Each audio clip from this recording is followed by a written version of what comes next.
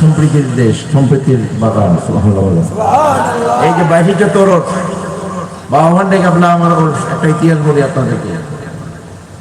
1971 সাল যখন যুদ্ধ চলছে, যুদ্ধ শুরু হয়েছে কখন? মার্চ মাসে, ঠিক আছে নি? 26শে মার্চ, 5ই এপ্রিল বাবাভান্ডে কাবলা আমার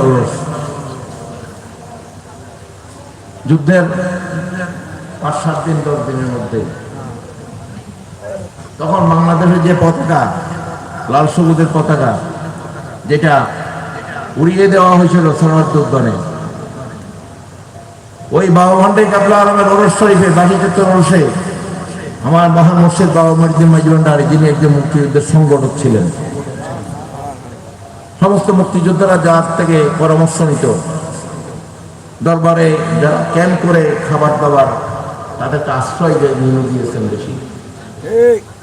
উনি সমস্ত বাংলাদেশের সমস্ত ওনার খলিফা এবং ওনার আশেকানদেরকে হুকুম দিয়েছিলেন, তোমরা বাংলাদেশের যেখান থেকেই কাফেলা নিয়ে আসবা ওরস শরীফে, এই বাংলাদেশের পতাকা উড়িয়ে উড়িয়ে তোমরা আসবা।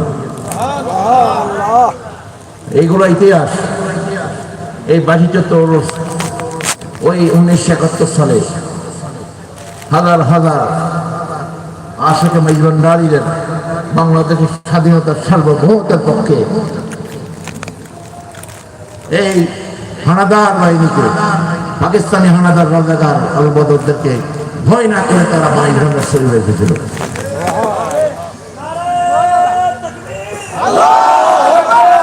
এটা ইতিহাস।